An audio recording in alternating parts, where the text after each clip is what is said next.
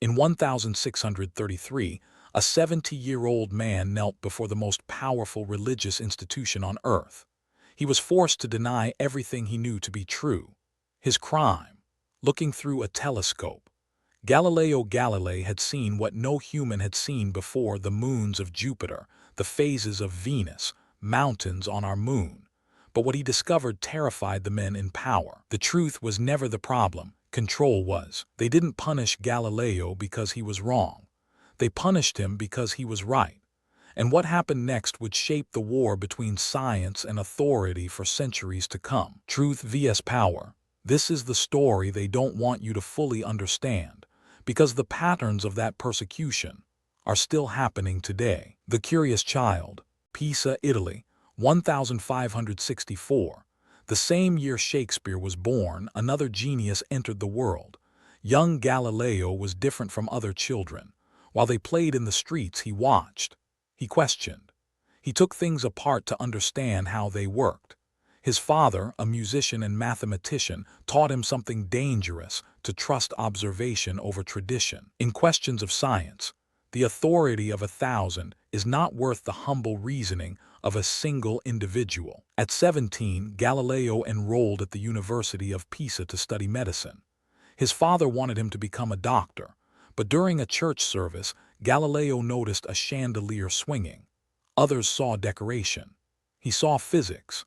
Using his own pulse to measure time, he discovered that each swing took exactly the same duration, regardless of its arc. This simple observation would later revolutionize clockmaking. He abandoned medicine. Mathematics called to him. His professors grew uncomfortable. This student asked questions that had no approved answers. But what made Galileo truly dangerous wasn't his intelligence. It was his refusal to accept truth from authority alone. He needed proof, and that need would eventually put him on a collision course with the most powerful institution in Europe. The telescope. 1609. Galileo heard rumors of a Dutch invention, a tube with lenses that made distant objects appear close.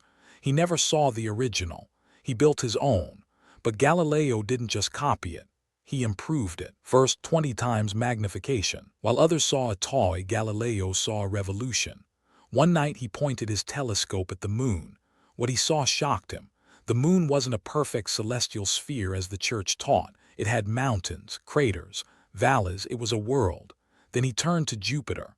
4 tiny points of light moved around it. Night after night he tracked them.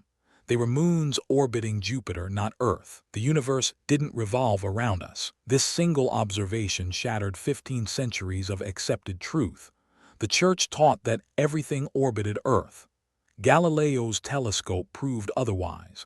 He published his findings in Sidereus Nuncius, the Starry Messenger. The book made him famous overnight and infamous forever. Scientists celebrated. The church watched. And somewhere in Rome, powerful men began to worry. Because if Galileo was right about Jupiter's moons, what else might he be right about? The forbidden idea. 60 years before Galileo looked through his telescope, a Polish astronomer named Copernicus had proposed something radical. The Earth was not the center of the universe. The sun was. Copernicus was careful. He published his theory on his deathbed, knowing he wouldn't live to face consequences. Finally, we shall place the sun himself at the center of the universe. The church initially tolerated the idea as a mathematical curiosity. But Galileo didn't present heliocentrism as theory. He presented it as fact. His telescopic observations proved it. Venus showed phases like our moon, impossible if everything orbited Earth. The evidence was becoming undeniable. Heresy. In 1616, the church made its move. Cardinal Bellarmine summoned Galileo to Rome. The Inquisition declared heliocentrism formally heretical. Galileo was ordered to abandon his views. He could no longer teach that the earth moved. Truth itself had been officially declared a crime. Galileo agreed publicly. Privately, he continued his research. He spent the next 16 years gathering more evidence, waiting for a moment when he could speak again. That moment would come, but it would cost him everything. The friend betrayed. 1623 brought hope. Cardinal Maffei Barberini became Pope Urban Roman VIII. Barberini was different. He was educated, cultured, a lover of science. More importantly, he was Galileo's friend. They had corresponded for years. Barberini had even written a poem praising Galileo's discoveries. Friend becomes enemy. Galileo saw his opportunity. He requested permission to write about the two great world systems, the Earth-centered view and the Sun-centered view. The Pope agreed with one condition: present both fairly without advocating for either. Galileo wrote dialogue concerning the two chief world systems. It was brilliant, it was witty, and it was devastating to the Church's position. He made the Church's champion look like a fool. The character defending the Earth-centered view was named Simplicio, literally, simpleton. Worse, Galileo put the Pope's own arguments in Simplicio's mouth. Urban Roman VIII was humiliated before all of Europe. The friendship died that day. What had been admiration turned to fury. The Pope felt personally betrayed. Galileo had used their friendship to mock him. Now there would be consequences, and they would be severe. The Inquisition was coming. The trial. Rome, 1633. Galileo, now 69 years old and in failing health, was summoned before the Inquisition. The journey from Florence nearly killed him, but there would be no mercy for age or illness. The charges were clear. Galileo had violated the 1616 order. He had taught heliocentrism as truth. He had made the Church look foolish. The doctrine that the earth is neither the center of the universe nor immovable, but moves, is absurd, philosophically false and formally heretical. The trial was a performance. The verdict was decided before it began. Galileo was shown the instruments of torture, the rack, the strappado, the Iron Maiden. The message was clear: recant or suffer. Submit. What choice did he have? He was old. He was sick. He was alone. On June 22, 1633, Galileo knelt before the Inquisition and read his recantation. I abjure curse, and detest the aforesaid errors and heresies. Legend says he muttered under his breath, Epor si muove, and yet it moves. The earth continued its orbit around the sun, indifferent to human decrees, but Galileo's freedom was over. House arrest. The sentence was life imprisonment, later commuted to house arrest. Galileo was confined to his villa in Arcetri, near Florence. He was forbidden from publishing, forbidden from receiving visitors without permission, forbidden from teaching. Silence but not broken. Yet the mind that had seen Jupiter's moons would not be caged. In secret, Galileo continued his work. He wrote his greatest scientific achievement, Two New Sciences, a foundational text on physics and the strength of materials. Unable to publish in Italy, he smuggled the manuscript to Holland. The truth found its way past prison walls, but the years took their toll. In 1638, Galileo went completely blind. The man who had shown humanity the heavens could no longer see the stars. Alas, your dear friend and servant Galileo has become totally and irreparably blind. He dictated his final works to his student, Vincenzo Viviani, who lived with him until the end. Even in darkness, Galileo's mind burned bright. The punishment was meant to silence him. Instead, it made him immortal. But what was truly lost in this battle between truth and power? What they feared. Why did they punish him so severely? The Church wasn't stupid. Many within its ranks knew Galileo was probably right. The answer lies not in astronomy but in power. It was never about the stars. For centuries, the Church had been the sole authority on truth. They told people what was real, what was moral, what was possible. Their power depended on this monopoly. Galileo threatened everything. If anyone with a telescope could discover truth for themselves, what need was there for priests to interpret reality? The telescope was democratizing knowledge. An illiterate sailor could now verify the heavens for himself. The Protestant Reformation had already split Christianity. The Church was fighting for its life. It couldn't afford another challenge to its authority. So Galileo had to be made an example. Question authority, face consequences. His punishment wasn't about correcting error. It was about maintaining control. The truth was secondary to power. It always has been. And this pattern, the powerful punishing those who threaten their monopoly on truth, repeats throughout history. We're still living with it today. The long apology. Galileo died on January 8, 1642, still a prisoner of the Inquisition. He was denied a proper burial in the main basilica.